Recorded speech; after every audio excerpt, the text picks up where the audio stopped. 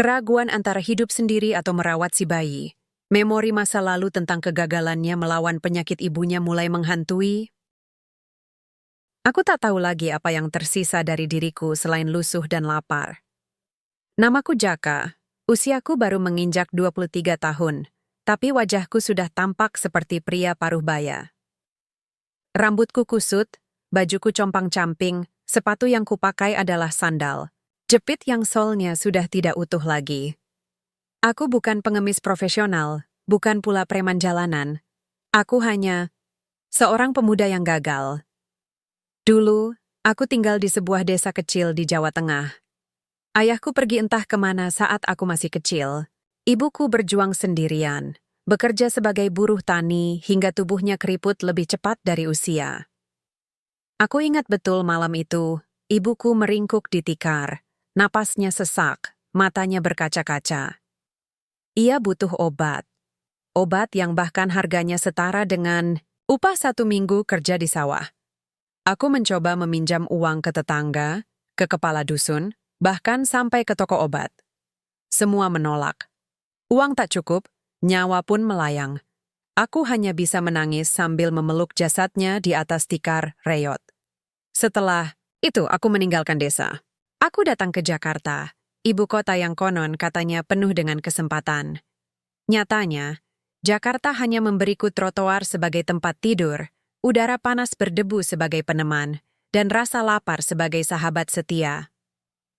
Saat ini, aku tinggal di kolong, jembatan dekat Jalan Cikini, Jakarta Pusat. Tempat itu menjadi rumahku sejak 2 tahun terakhir. Kolong itu sempit, lembab, dan sering diguyur air hujan. Tapi setidaknya, aku bisa sedikit terlindung dari angin malam dan sorot lampu mobil yang menyilaukan. Setiap hari, aku mencari nafkah dengan cara apa saja. Kadang bekerja sebagai buruh bangunan harian, kadang membantu pedagang di pasar, atau kalau sedang apes aku mengemis. Aku tidak suka mengemis. Tapi ketika perut terlalu perih karena kelaparan, harga diri jadi hal terakhir yang kupikirkan.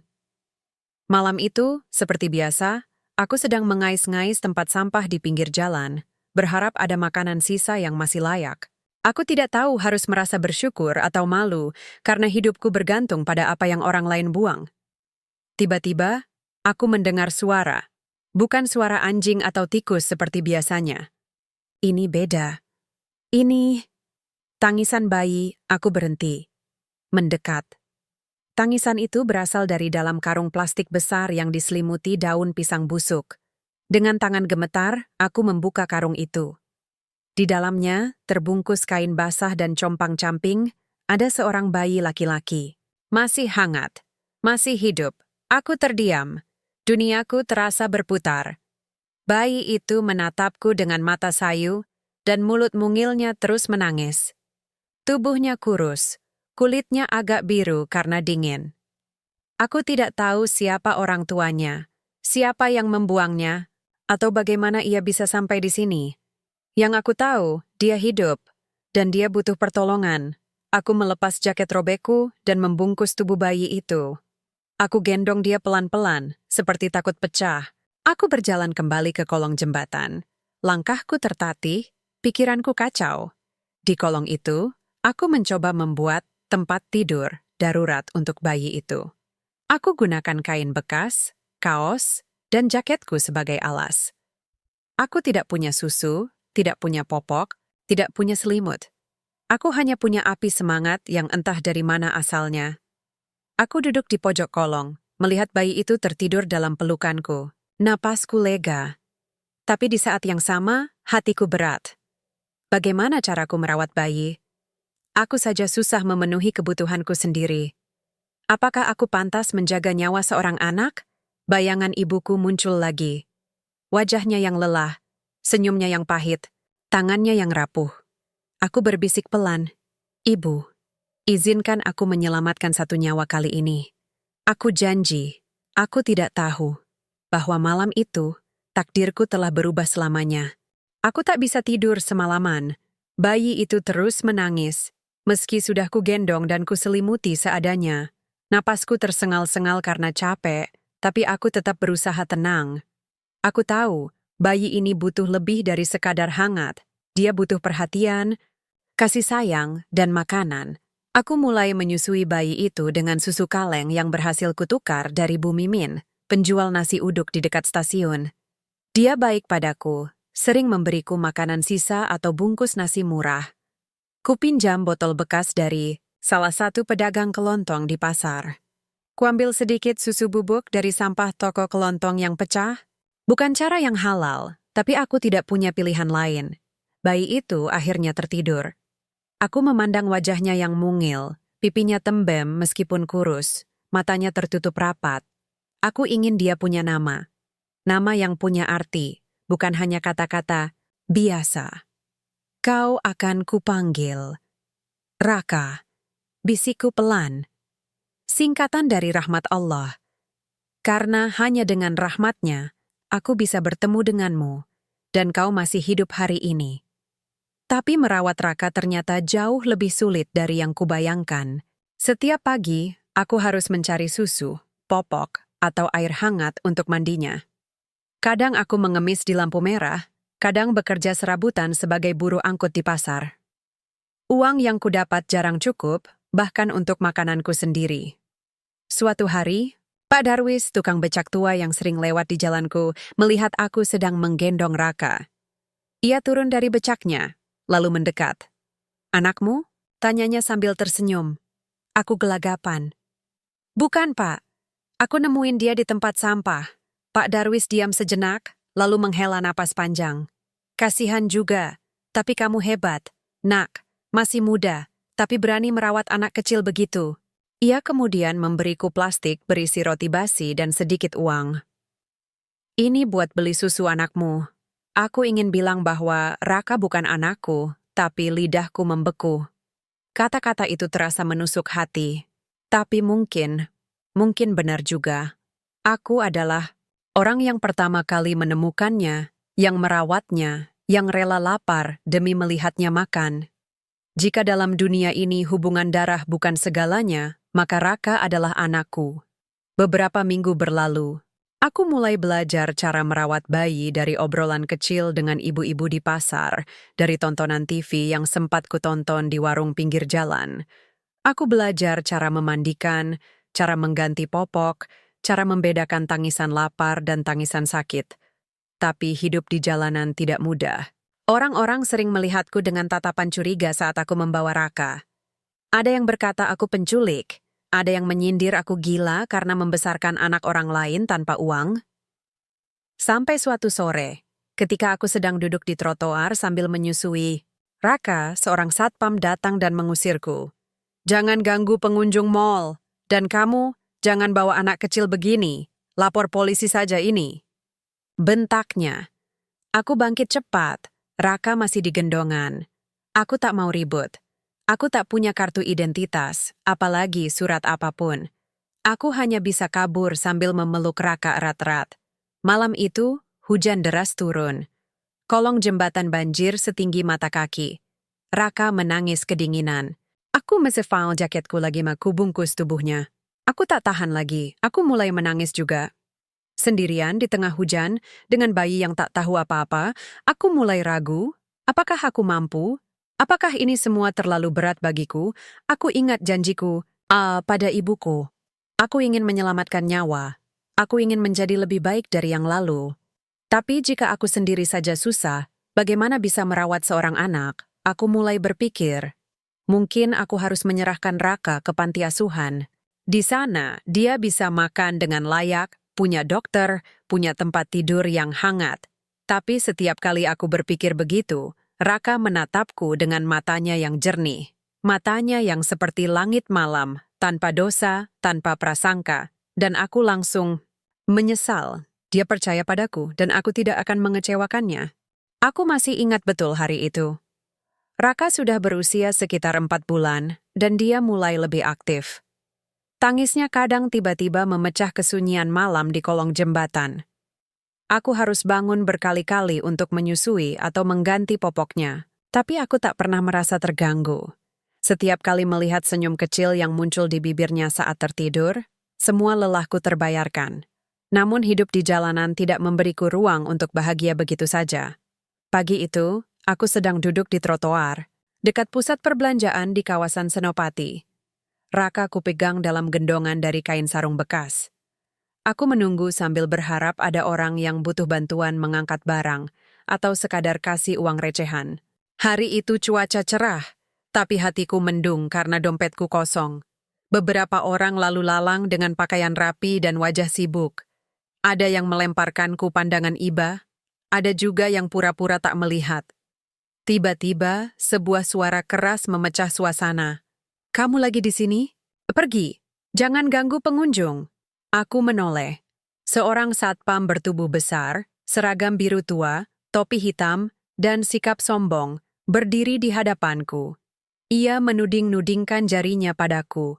"Saya cuma nunggu kerjaan, Pak," jawabku pelan. "Kerjaan? Apa? Ngemis? Bawa anak kecil buat mengasihani kamu aja, ya?" katanya sinis. Raka menangis ketakutan karena nada bicaranya yang tinggi. Aku langsung mengusap punggungnya, mencoba menenangkan. "Saya bukan pengemis. Ini anak saya." "Apa-apaan kamu ngomong? Anakmu? Kamu ini penculik ya? Lapor polisi aja." Bentaknya lagi. Beberapa orang mulai berkerumun. Ada yang merekam.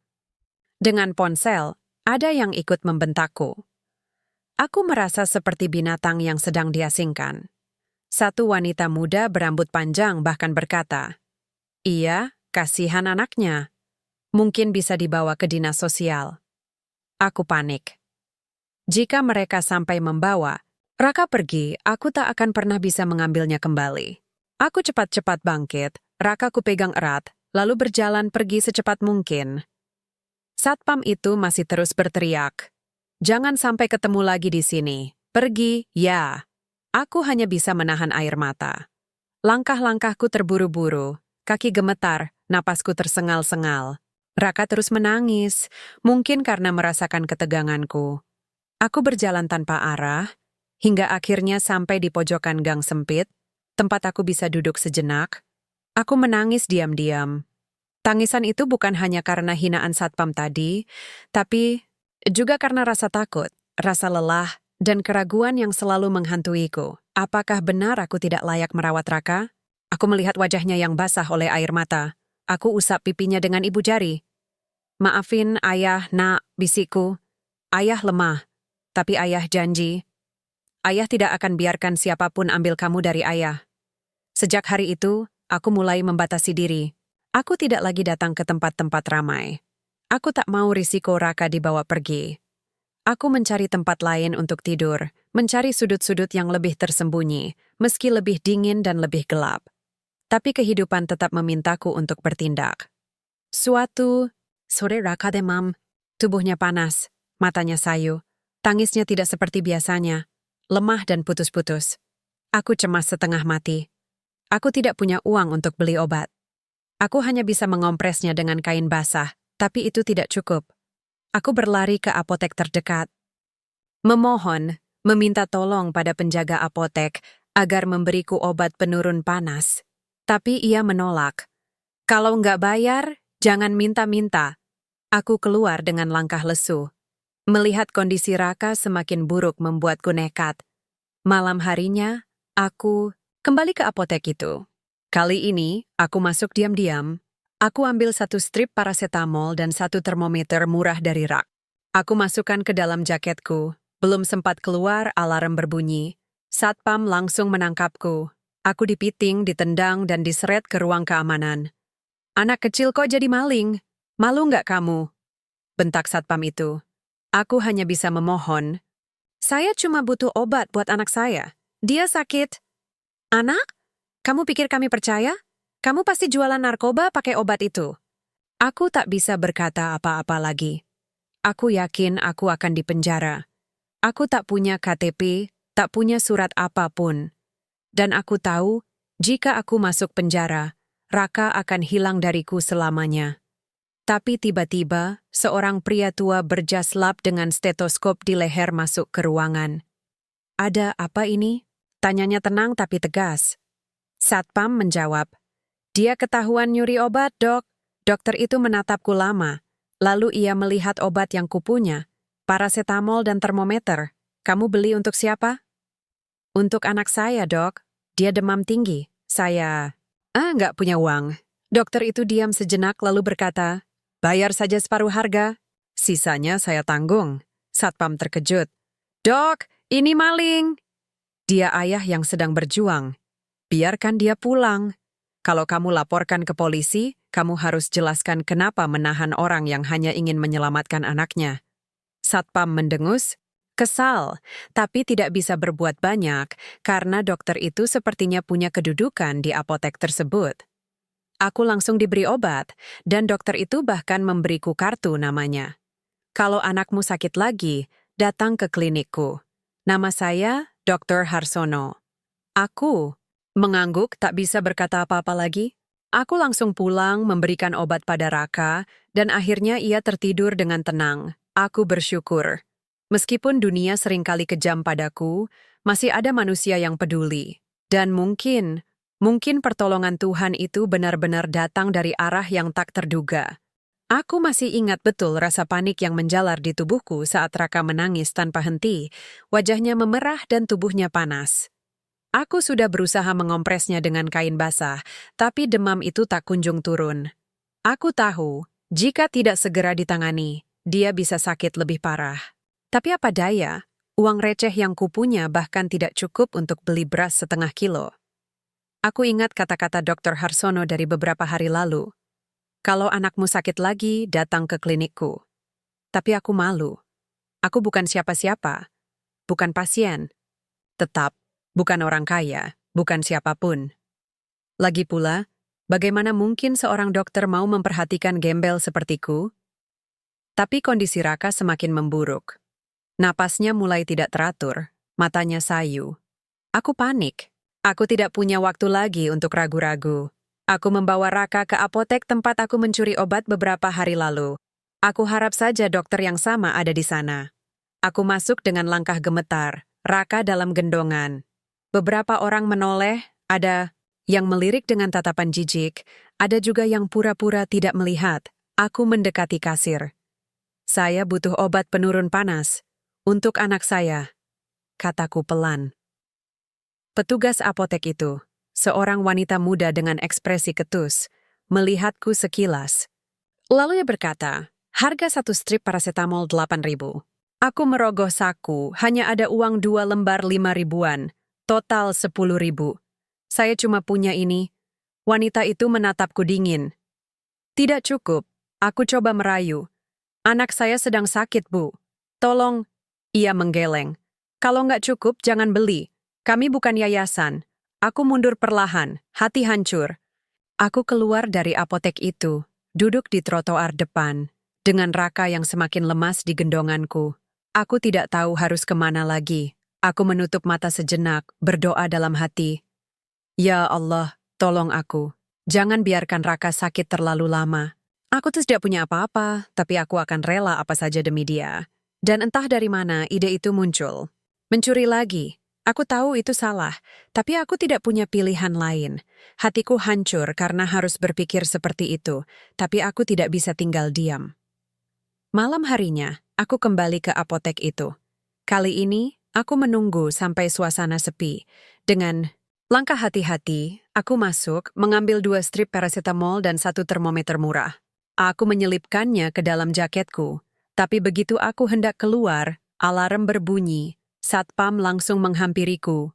Kamu, berhenti. Aku mencoba kabur, tapi tubuhku yang lemah membuatku mudah ditangkap.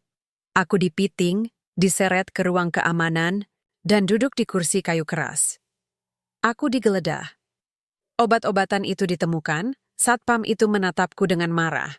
Sudah kedua kalinya kamu maling di sini. Aku menggeleng cepat. Saya cuma butuh obat buat anak saya. Dia sakit. Saya janji, saya cuma butuh itu. Ayah, kamu pikir kami percaya? Anak kecil seperti kamu, hidup di jalanan, pasti obat ini buat dijual. Aku ingin membela diri, tapi suaraku hilang. Aku hanya bisa menunduk, air mata menggenang. Aku yakin kali ini aku akan dipenjara. Dan jika itu terjadi, Raka akan hilang dariku selamanya. Beberapa menit berlalu, dan pintu ruang keamanan terbuka. Seorang pria tua dengan jas lap dan stetoskop di leher masuk. Dr. Harsono. Ia melihatku, lalu melihat obat di atas meja. Ini milikmu? Tanyanya padaku. Aku mengangguk pelan. Untuk anak saya, dia demam tinggi. Saya nggak punya uang. Dr. Harsono diam sejenak, lalu menatap satpam itu. Bayar saja separuh harga, sisanya saya tanggung. Satpam itu terkejut. Dok, ini maling. Dia ayah yang sedang berjuang, jawab Dr. Harsono tenang. Jika kamu laporkan ke polisi, kamu harus jelaskan kenapa menahan orang yang hanya ingin menyelamatkan nyawa. Satpam itu mendengus kesal, tapi akhirnya mengalah. Ia memberiku obat itu, lalu menyuruhku pergi. Dr. Harsono ikut keluar bersamaku. Kamu tinggal di mana? Tanyanya. Aku ragu-ragu menjawab. Di kolong jembatan, Cikini. Ia menghela napas. Oi panjang. Besok pagi, bawa anakmu ke klinikku, ada di daerah Bekasi. Alamatnya di kartu ini. Aku menerima kartu itu dengan tangan gemetar. Terima kasih, Dok. Ia tersenyum. Namaku Harsono. Dan kamu? Jaka. Jaga anakmu baik-baik, Jaka. Dunia ini mungkin tidak ramah pada kalian, tapi kalian punya hak untuk hidup layak. Aku mengangguk. Untuk pertama kalinya, aku merasa bahwa mungkin aku benar-benar pantas menjadi ayah Raka. Aku pulang dengan langkah ringan meski tubuhku lelah. Di kolong jembatan, aku memberikan obat itu pada Raka. Malam itu, ia tertidur dalam pelukanku. Napasnya lebih tenang. Aku menatap wajahnya yang damai dan berbisik, Ayah janji, Nak. Ayah tidak akan menyerah. Ayah akan lakukan apa saja buat kamu. Keesokan paginya, aku membawa Raka ke klinik Dr. Harsono sesuai janjiku. Aku berjalan kaki dari kolong jembatan menuju terminal bus, lalu naik angkutan umum yang sempit dan penuh dengan penumpang. Raka terus merengek sepanjang perjalanan karena masih lemas dan sedikit demam. Aku takut dia makin parah. Tapi aku juga takut dilihat orang. Di dalam angkot, ada ibu-ibu yang menatapku dengan tatapan curiga. Ada anak muda yang menggerutu karena bau badanku. Aku mencoba diam, menjaga Raka tetap tenang, meski hatiku panas. Setelah 1 jam lebih perjalanan, akhirnya sampai juga di depan klinik Dr. Harsono. Klinik itu tidak besar, tapi terlihat rapi dan bersih. Papan kayu bertuliskan Klinik Harapan, Keluarga, Dr. Harsono, SPPD, tergantung di samping pintu. Aku ragu masuk. Aku melihat diriku di cermin kaca kecil di dekat pintu. Wajah kotor, baju compang-camping, rambut acak-acakan. Aku seperti bukan bagian dari tempat ini, tapi Raka. Menangis lagi. Aku menarik napas dalam-dalam dan masuk. Seorang perawat menyambutku dengan ramah. Ada yang bisa dibantu? Saya sudah janji sama Dr. Harsono. Saya Jaka. Perawat itu tersenyum. Oh ya, dokter sudah tunggu. Silakan masuk. Ia mempersilakanku ke ruang pemeriksaan.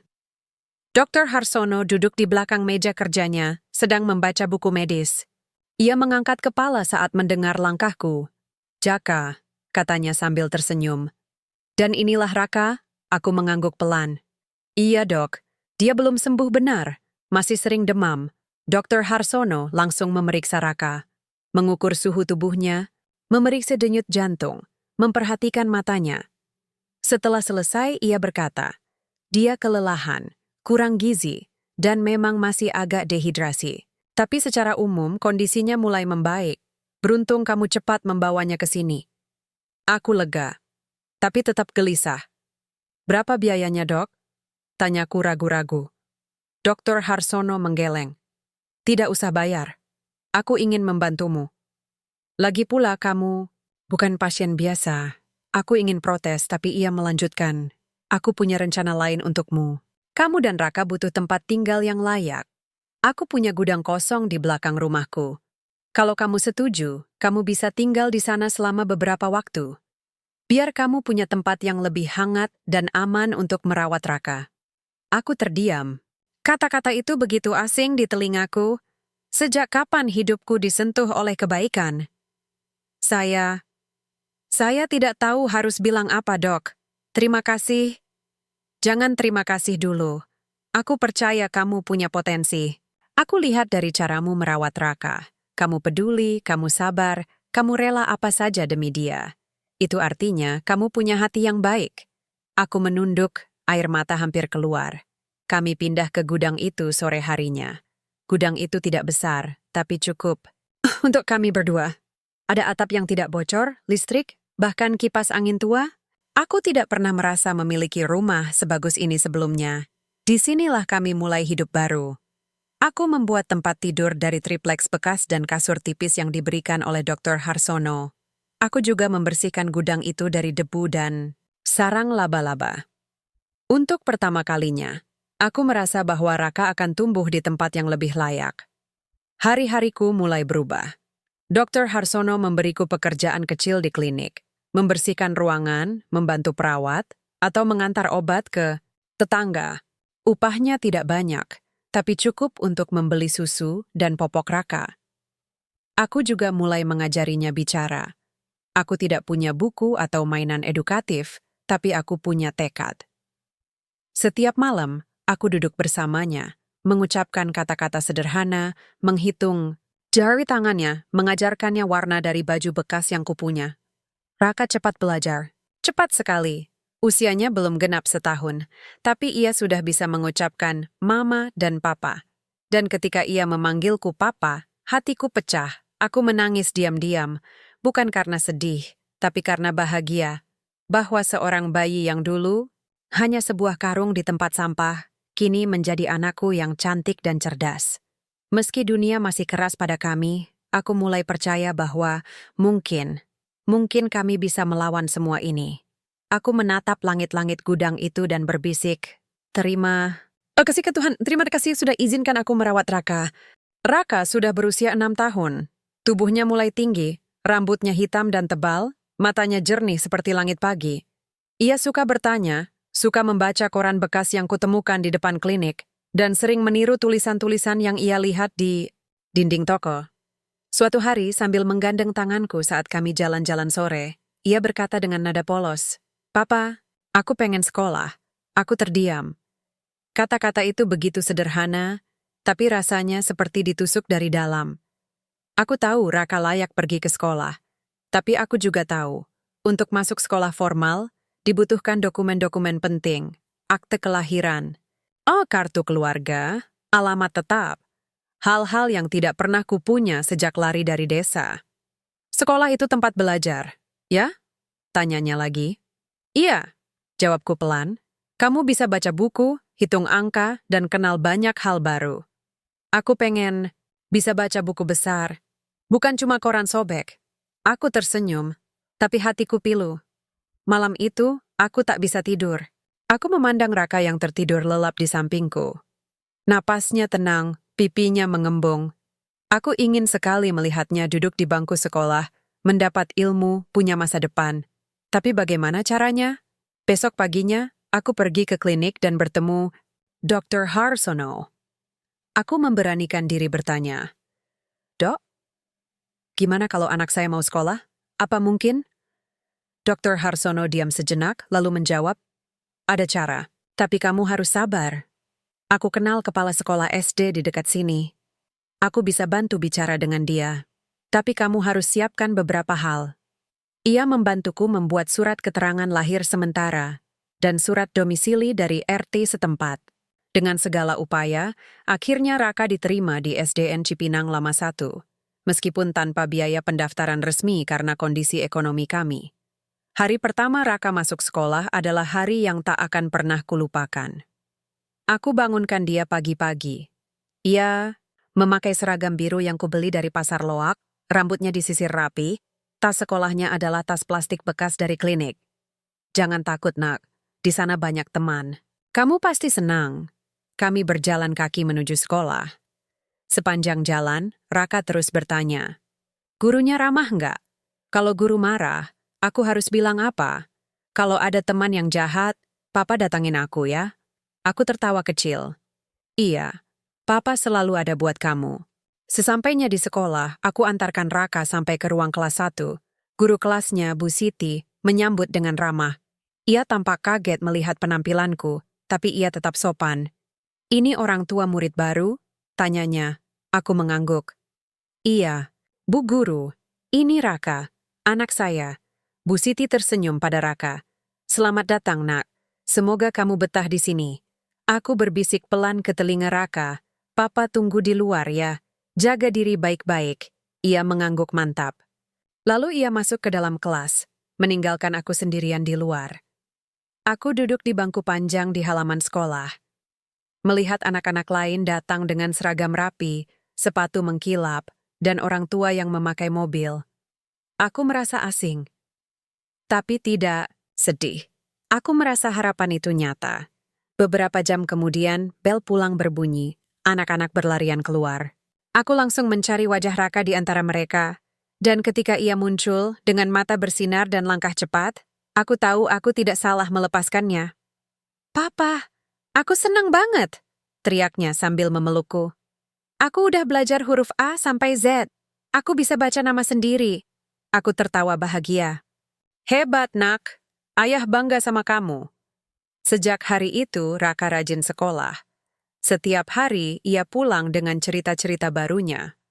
Ada guru yang lucu, ada teman yang suka berkelahi, ada pelajaran yang susah tapi seru. Ia juga mulai menulis namanya sendiri di kertas bekas yang kutemukan. Tapi hidup tidak pernah benar-benar mudah. Beberapa minggu setelah Raka masuk sekolah, Bu Siti memanggilku ke ruang guru. "Mas Jaka," katanya pelan. "Ada beberapa orang tua yang protes soal Raka." Aku terkejut. "Kenapa, Bu Guru?" "Ada yang khawatir. Karena kondisi sosial Anda, mungkin Raka bisa membawa pengaruh buruk ke anak-anak lain. Mereka pikir Raka mungkin tidak higienis, atau bisa mengganggu kelas." Aku menunduk. Air mata hampir keluar. Aku tahu ini akan terjadi. Stigma selalu ada. Orang-orang melihatku sebagai gembel, dan mereka melihat Raka sebagai anak gembel. Tapi aku tidak menyerah. Saya janji, Raka tidak akan ganggu kelas. Dia anak yang baik, pintar, dan sangat semangat belajar. Tolong, Bu Guru, kasih kesempatan buat dia. Bu Siti diam sejenak lalu berkata, "Saya percaya padamu. Aku akan bela Raka. Tapi kamu harus tunjukkan bahwa anakmu layak bersekolah di sini." Aku mengangguk. "Saya janji, Bu Guru, saya akan lakukan apa saja." Setelah itu, aku menjadi lebih aktif di sekolah. Aku membersihkan halaman sekolah saat libur, membantu guru-guru, bahkan ikut rapat komite sekolah sebagai perwakilan wali murid. Walau tanpa status resmi, lama-lama stigma itu mulai pudar. Para guru melihat potensi Raka. Teman-temannya mulai suka padanya karena sikapnya yang ramah dan pandai. Bahkan, ia pernah dipilih menjadi ketua kelompok saat kerja kelompok di kelas. Aku menyadari bahwa pendidikan adalah jalan keluar. Bukan hanya untuk Raka, tapi untuk hidup kami berdua. Aku menatap langit biru di atas atap sekolah itu dan berbisik, "Ayah tidak akan biarkan kamu terpuruk seperti ayah dulu. Kamu akan punya masa depan yang lebih baik." Aku tidak pernah menyangka bahwa hidup kami akan berubah hanya karena sebuah video. Raka sudah duduk di kelas 6 SD. Usianya 11 tahun, tapi ia punya kepala yang jauh lebih cerdas dari anak seusianya. Ia bisa membaca buku tebal tanpa kesulitan, menghitung angka ribuan dalam hitungan detik, dan bahkan sering menjadi juara kelas.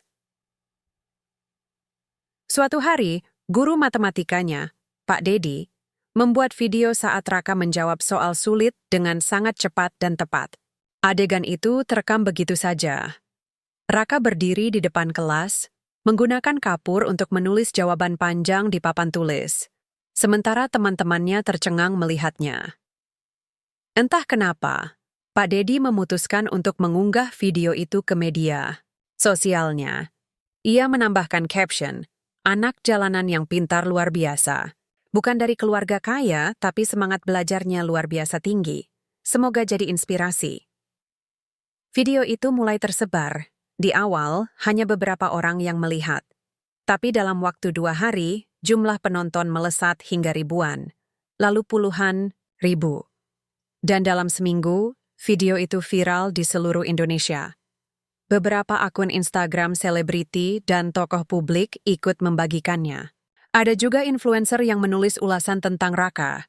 Bahkan, beberapa stasiun televisi mulai mencari informasi tentang siapa sebenarnya anak ini dan siapa orang tua yang merawatnya.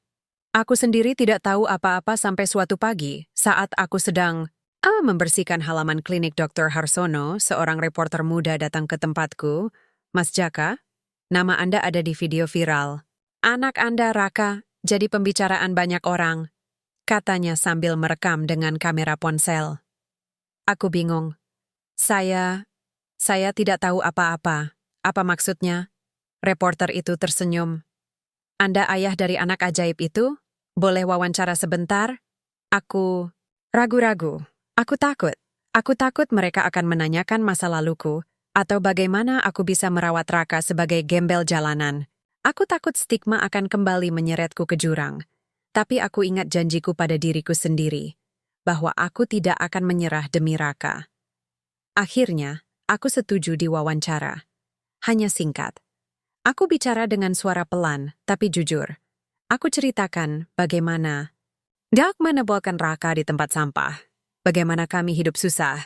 Bagaimana ia tumbuh menjadi anak hebat meskipun segalanya melawan kami. Video wawancara itu juga diunggah. Dan kali ini, reaksinya jauh lebih besar. Ada yang menangis. Ada yang menyebut Raka sebagai anak ajaib. Ada yang memberikan dukungan padaku lewat kolom komentar. Tapi tentu saja tidak semua orang baik. Ada juga yang berkata pedas. Gimana? Bisa anak gembel jadi pintar? Mungkin cuma settingan. Ini pasti mau cari donasi doang. Kasihan anaknya dibesarkan di jalanan. Aku membaca semua itu. Aku sakit hati. Aku ingin menutup mata dan telinga. Tapi aku tidak boleh lemah. Aku ingat kata-kata Dr. Harsono beberapa bulan lalu. Jangan biarkan orang lain menentukan nilaimu. Kamu sudah melakukan hal yang luar biasa. Biarkan mereka bicara. Waktulah yang akan membuktikan. Dan benar saja, waktu memberiku jawaban. Beberapa minggu setelah video itu viral, sekolah Raka mendapat kunjungan dari sebuah yayasan pendidikan internasional.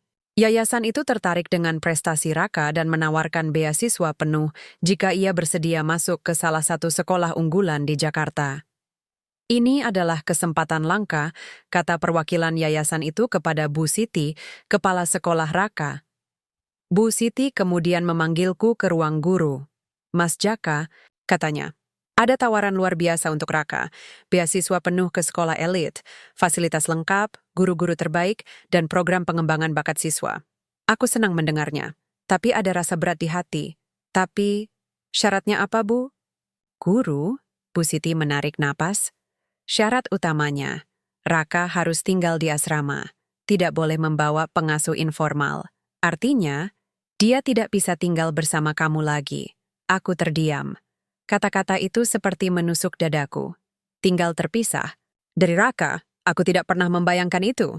Kami selalu bersama. Sejak ia masih bayi, tidur di gendonganku, menangis di pangkuanku, tertawa di pelukanku.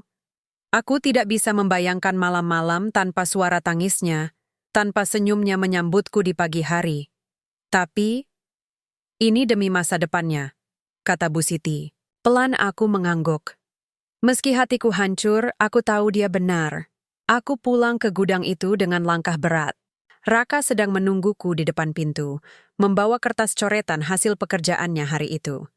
Papa, aku bikin puisi buat Papa, katanya riang. Aku memeluknya erat. Sangat erat. Seperti takut ia akan hilang besok pagi. Aku berbisik di telinganya. Ayah bangga sama kamu. Ayah akan selalu bangga. Apapun yang terjadi. Aku tidak bisa tidur semalaman. Raka sudah tahu tentang tawaran beasiswa itu. Ia sangat senang, terus bercerita tentang fasilitas sekolah barunya, guru-guru hebatnya, dan teman-temannya yang pasti pintar-pintar juga. Tapi aku hanya bisa duduk, diam di pojok gudang, memandangi langit-langit kayu yang mulai lapuk, berusaha menahan air mata yang tak ingin keluar. Besok adalah hari pertama Raka masuk ke asrama. Aku harus melepaskannya pergi, sendirian, tanpa diriku di sisinya. Pagi itu, aku bangun lebih awal dari biasanya. Aku menyiapkan sarapan sederhana untuk Raka, nasi uduk sisa semalam, dan sepotong telur rebus. Ia makan dengan lahap, sambil bercerita tentang buku baru yang ia baca kemarin. "Papa, nanti kalau aku pulang libur, kita bisa baca buku bersama ya?" Katanya sambil tersenyum.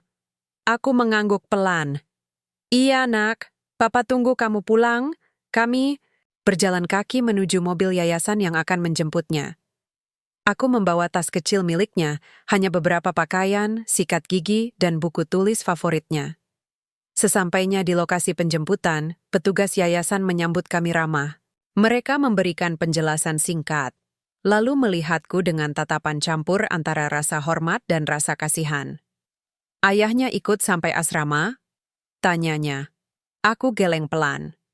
"Cukup sampai di sini saja." Aku berjongkok di hadapan Raka, memegang kedua tangannya erat. "Dengarkan papa. Nak," bisikku. "Di sana kamu akan bertemu orang-orang baru, guru-guru hebat, dan teman-teman yang mungkin punya hidup lebih baik darimu. Tapi jangan pernah lupa siapa dirimu. Jangan pernah malu pada masa lalumu, karena masa lalu itulah yang membuatmu kuat." Raka mengangguk cepat, matanya berkaca-kaca. "Jangan sedih, papa. Aku janji akan selalu ingat papa. Aku akan belajar keras, jadi orang penting, biar bisa banggain papa." Aku tuh tersenyum meski hatiku hancur. Aku peluk dia erat, sangat erat, seperti tak ingin melepasnya, tapi akhirnya aku harus melepaskan. Aku menonton mobil itu berlari menjauh, membawa Raka ke dunia barunya. Dunia yang jauh dari jalanan, jauh dari gudang tua, jauh dariku. Aku pulang sendirian. Langkahku berat. Udara terasa dingin meskipun matahari terik. Di gudang, aku duduk di sudut yang sama seperti malam sebelumnya. Tapi kali ini tanpa suara tangisan bayi atau desah napas lembut yang menemaniku tidur. Aku merasa kosong. Beberapa bulan berlalu. Raka sering menelponku dari sekolah. Terkadang menggunakan ponsel guru, terkadang lewat komputer lab. Suaranya selalu ceria. Ia bilang ia punya banyak teman, pelajarannya seru, dan gurunya sangat sabar. Tapi semakin lama, teleponnya semakin jarang. Dan ketika ia menelepon, aku bisa merasakan sesuatu berubah dalam caranya bicara. Ada jarak. Bukan karena ia tidak peduli lagi padaku, tapi karena dunia barunya, dunia yang penuh dengan kesempatan, prestis, dan harapan, telah menariknya menjauh dariku. Aku mulai meragukan diriku sendiri. Apakah aku masih pantas disebut ayahnya? Aku bukanlah ayah yang punya rumah besar, bukan ayah yang punya mobil mewah, bukan ayah yang bisa menemani ulang tahunnya dengan kue besar dan hadiah mahal. Aku hanya seorang gembel yang dulu menemukannya di tempat sampah. Aku mulai berpikir, mungkin aku harus mundur. Biarkan Raka menjalani hidup barunya tanpa gangguanku. Biarkan ia menjadi siapapun yang ia mau, tanpa dibayang-bayangi oleh masa laluku.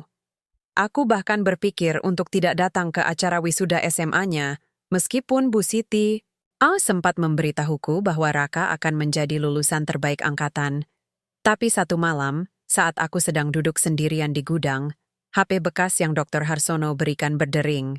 Nomor tak dikenal. Aku ragu-ragu mengangkatnya. "Papa?" Suara itu langsung membuat dadaku hangat. "Raka?" "Papa, aku kangen. Aku menahan napas. Kamu di mana, nak?" "Aku di depan gerbang klinik. Aku izin sama guru untuk pulang sebentar. Aku naik bus sendiri. Aku ingin lihat papa." Aku langsung bangkit. Keluar dari gudang, berlari secepat mungkin menuju gerbang klinik. Dan benar saja, di sana berdiri Raka. Sudah remaja, tinggi, berpakaian rapi, tapi matanya tetap sama. Penuh cinta. Aku memeluknya erat. "Papa, aku tidak pernah lupa sama papa. Aku tidak pernah malu sama papa. Aku bangga punya ayah sepertimu." Aku menangis, tapi kali ini bukan karena sedih, melainkan karena bahagia. Karena aku tahu, walau dunia mencoba memisahkan kami, hubungan ini tidak akan pernah putus. Karena Raka adalah anakku. Anak yang kutemukan di tempat sampah. Anak yang kubesarkan dengan susah payah. Anak yang tidak pernah lupa dari mana ia berasal. Dan aku hanyalah seorang gembel. Tapi baginya, aku adalah segalanya. 20 tahun telah berlalu. Aku duduk di trotoar dekat terminal bus Bekasi, mengenakan baju lusuh dan sandal jepit yang solnya sudah tidak rapi lagi. Usiaku kini hampir mencapai 40 tahun, tapi tubuhku terasa seperti milik orang lebih. Sorry, punggung sering sakit karena kebiasaan tidur di empran dan bangunan kosong, tapi aku tetap bertahan. Aku masih hidup. Hidup sederhana, tanpa banyak harapan, kecuali satu, bisa melihat Raka sekali lagi. Kabar tentang Raka sampai padaku dari televisi. Aku menontonnya di warung kopi langganan Pak Darwis, tukang becak tua yang masih baik hati memberiku makanan meski kadang aku tak punya uang. CEO termuda perusahaan tambang terbesar di Asia Tenggara. Begitu kata pembawa berita. Di layar televisi itu, seorang pria muda dengan setelan jas hitam, wajah tampan, senyum tenang, dan tatapan tegas tengah memberikan pidato besar di Istora Senayan. Ia bicara tentang ekspansi bisnis, investasi, dan rencana kerja sama internasional. Tapi kemudian, ia mengatakan sesuatu yang membuat seluruh dunia diam. Ayah saya bukanlah pengusaha kaya atau pejabat tinggi. Ayah saya adalah seorang gembel yang menemukan saya di tempat sampah ketika saya masih bayi. Namanya Jaka. Aku terdiam. Dunia terasa berhenti berputar. Itu adalah namaku. Aku menempelkan telingaku pada speaker TV, takut melewatkan satu kata pun. Tanpa dia, saya tidak akan pernah bisa membaca buku ini. Lanjut Raka, sambil mengangkat sebuah buku tebal. Tanpa dia, saya tidak akan pernah merasakan kasih sayang sejati. Tanpa dia, saya tidak akan pernah percaya bahwa siapapun, dari latar belakang apapun, bisa menjadi apa saja. Aku menangis. Sendirian di pojok warung kopi, dengan cangkir teh hangat di tangan, air mataku mengalir deras. Aku tidak malu. Aku tidak peduli dengan pandangan orang-orang di sekitarku. Anakku, anak yang kutemukan di tempat sampah, kini berdiri di panggung nasional, menyebut namaku sebagai ayahnya. Aku ingat masa-masa sulit kami. Malam-malam basah, di kolong jembatan. Hari-hari lapar, tangisan Raka yang tak henti, keringatku yang bercucuran saat harus bekerja serabutan demi susu dan popoknya. Dan sekarang, semua itu tidak sia-sia. Beberapa hari setelah berita itu tersebar, mobil hitam besar berhenti di depan warung kopi. Aku sedang duduk, memakan nasi uduk murah yang dibawakan oleh Bu Mimin, penjual nasi uduk yang baik hati. Pintu mobil terbuka. Dan dari dalamnya keluar, Raka. Ia lebih tinggi, lebih dewasa, tapi matanya tetap sama. Matanya masih bersinar dengan cinta yang sama. Papa. Aku langsung berdiri. Belum sempat aku berkata apa-apa. Ia memelukku erat. Sangat erat. Seperti dulu, saat ia masih kecil dan hanya bisa berlindung di pelukanku. Papa. Akhirnya aku nemuin kamu. Aku tersenyum, walaupun pipiku basah oleh air mata. Aku juga senang lihat kamu, Nak. Raka membawaku ke rumahnya, sebuah rumah besar di bilangan Jakarta Selatan. Lantai marmer, sofa kulit, lukisan-lukisan mahal, di dinding. Aku merasa asing, tapi Raka tidak memperlakukanku seperti orang luar.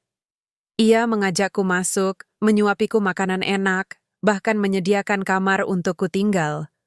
Papa nggak usah keliling lagi, Papa tinggal di sini aja, katanya sambil tersenyum. Aku geleng pelan. Papa tidak biasa hidup begini. Lagi pula, Papa nggak mau ganggu hidupmu. Raka menatapku serius. Papa tidak pernah ganggu hidupku. Papa adalah alasan aku bisa hidup. Malam, itu kami duduk di balkon rumahnya. Langit Jakarta gelap, penuh polusi dan lampu kota. Tapi aku tidak peduli. Yang penting adalah anakku duduk di sampingku, dengan hati yang tetap hangat. Papa, besok ada acara besar. Aku ingin Papa datang. Di sana, semua orang akan tahu siapa ayahku sebenarnya. Aku ragu. Apa mereka akan menerimaku? Raka tersenyum. Tidak semua orang. Tapi yang penting aku menerima Papa. Dan itu cukup. Aku tidak pernah membayangkan akan berdiri di panggung besar seperti ini. Di Istora Senayan, ribuan orang duduk dengan penuh perhatian. Di layar raksasa terpampang wajah Raka, anakku, tapi sekarang ia bukan lagi bayi yang kutemukan di tempat sampah. Ia adalah Raka Praditha, CEO muda perusahaan tambang terbesar di Asia Tenggara. Dan aku? Aku hanyalah Jaka, gembel yang dulu hidup dari sisa makanan dan kasih sayang kecil dari orang-orang baik di jalanan. Tapi malam ini, semua mata tertuju padaku.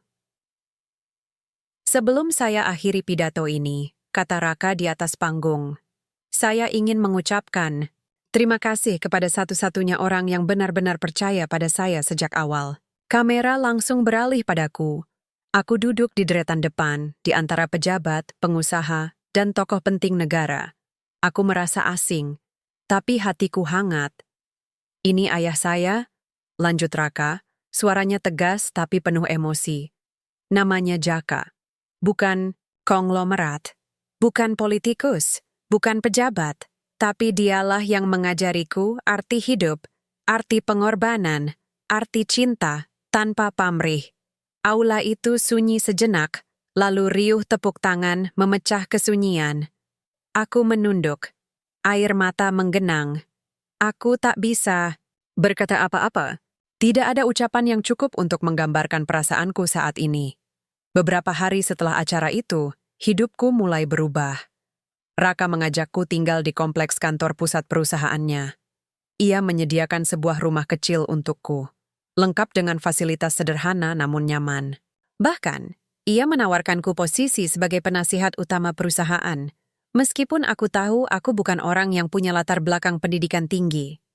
Ayah nggak harus jago angka atau bisnis papa, katanya suatu sore. Ayah hanya perlu mengingatkan kami semua bahwa uang bukan segalanya, bahwa manusia adalah hal paling berharga yang kita miliki. Aku tersenyum. Anakku masih tetap rendah hati, walau dunia sudah memberinya segalanya. Beberapa bulan kemudian, Raka mendirikan yayasan bernama Yayasan Rumah Tangga Rakyat, sebuah organisasi nirlaba yang fokus pada pendidikan dan kesejahteraan anak jalanan. Yayasan itu memiliki asrama, sekolah gratis, serta pelatihan keterampilan bagi anak-anak yang hidup di pinggir jalan. Kenapa nama yayasan ini Rumah Tangga Rakyat? Tanyaku suatu hari, Raka menjawab sambil tersenyum. Karena keluarga itu bukan tentang darah, tapi tentang kasih. Dan aku ingin semua anak yang hilang seperti aku dulu bisa menemukan rumah mereka sendiri. Aku melihat anak-anak itu datang dengan pakaian compang-camping, tubuh kurus, dan tatapan takut. Tapi di dalam gedung itu, mereka diberi makan, diajari membaca, dan diajarkan bahwa mereka juga punya masa depan. Aku ingat masa-masa ketika Raka masih kecil, ketika kami tidur di kolong jembatan, ketika aku mencuri obat demi menyelamatkannya. Semua itu terasa begitu jauh, tapi juga begitu dekat. Dan sekarang, anak itu telah menjadi harapan bagi ribuan anak lainnya. Suatu hari, saat langit senja mulai memerah, Raka dan aku duduk di teras rumah yayasan itu. Angin bertiup lembut, membawa aroma tanah basah dan daun hijau. Aku bangga sama kamu, nak, kataku pelan. Raka menoleh, lalu balas bicara. Aku lebih bangga sama papa. Aku tersenyum. Lalu, aku menatap langit dan berbisik dalam hati. Ibu, doamu terkabul, aku berhasil menyelamatkan satu nyawa. Dan nyawa itu telah menyelamatkan banyak nyawa lainnya.